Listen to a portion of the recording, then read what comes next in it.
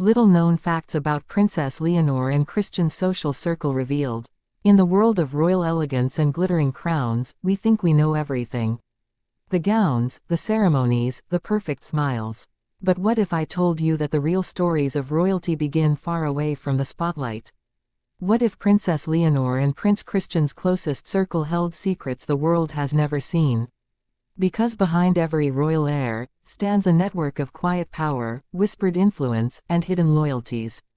And today, we uncover them all. From Spain to Denmark, from Madrid's royal corridors to Copenhagen's gilded halls, a generation of young royals has been quietly shaping the future of Europe.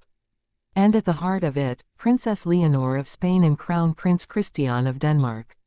Both young, both heirs, both connected by destiny, and by something even deeper, a carefully curated circle of friends and allies who may one day redefine what monarchy means.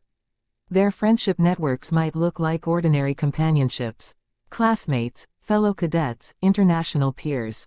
But behind every handshake, every photo, every subtle exchange lies a hidden message, a trace of royal diplomacy in motion. Leonor's circle is not just made of school friends. It's an assembly of future leaders, daughters and sons of nobles, ambassadors, and military officers, bound by loyalty and bloodlines centuries old. At the UWC Atlantic College in Wales, where Leonor studied, the friendships she formed weren't random. Her roommate came from one of Europe's oldest aristocratic families. Her study partners, children of diplomats and business magnates with discreet ties to royal households. Every shared lunch, every late-night conversation wasn't just about schoolwork, it was about exposure, trust, and future influence. Christian's world in Denmark mirrors this quiet preparation. Though publicly known for his charming smile and modern demeanor, Christian has been raised with deep awareness of who surrounds him. His friends come from elite Danish families, many of whom have served the monarchy for generations. One of his closest companions reportedly belongs to a lineage with direct ties to old Norwegian nobility.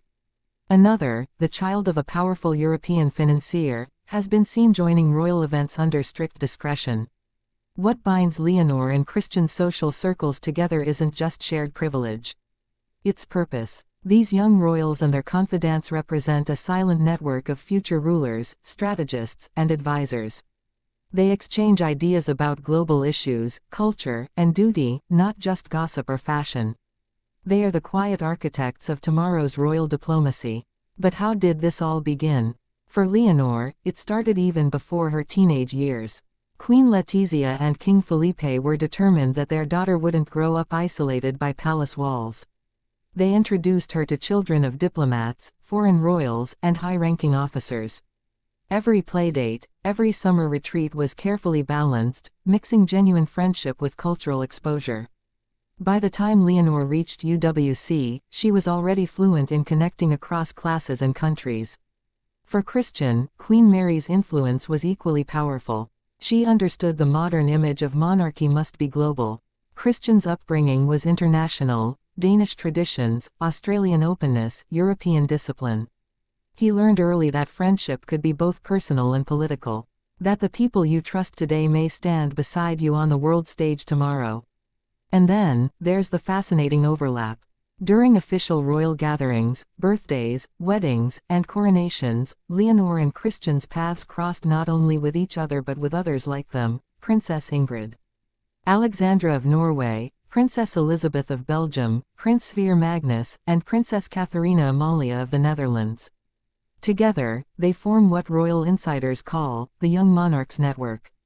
It's informal, unseen, but increasingly significant.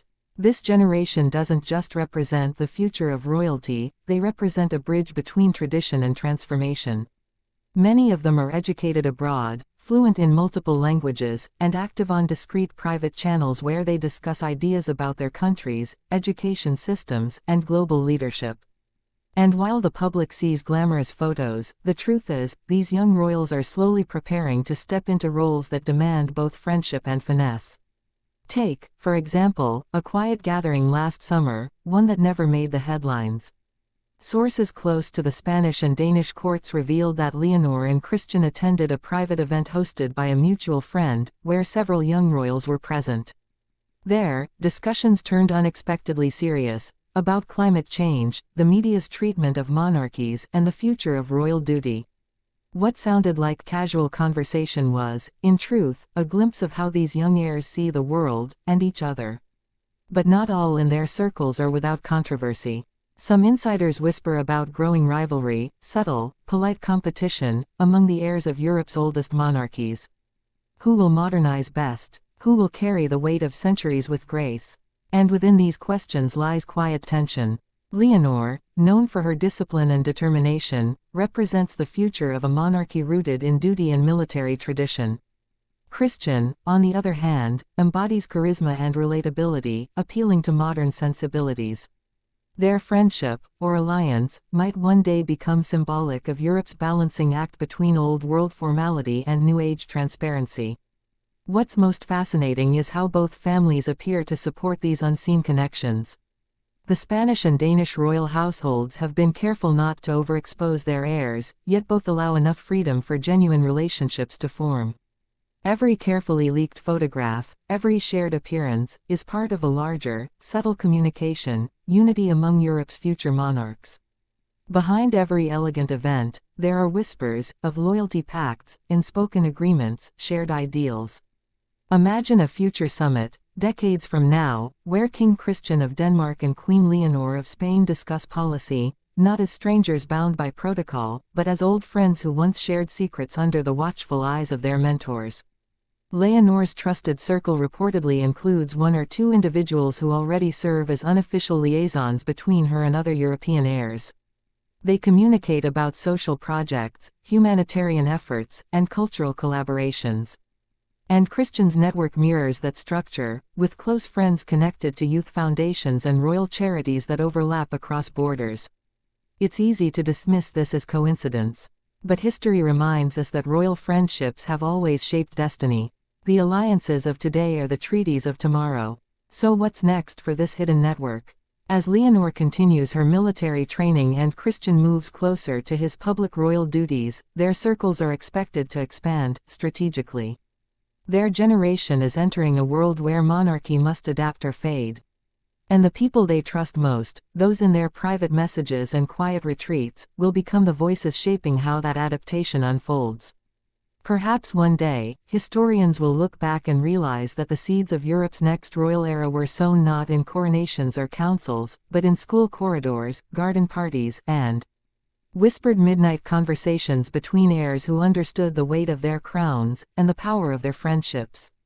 Because behind the glitter of the throne lies something even more enduring: connection, trust, and the understanding that the world's future may be written not by kings and queens alone, but by the friends who stood beside them when no one else was watching. And so, the story of Leonor and Christian's social circle isn't just gossip, it's a glimpse into the quiet machinery of royalty itself. A world where friendship is diplomacy, where loyalty is legacy, and where every smile hides a strategy that could shape generations to come.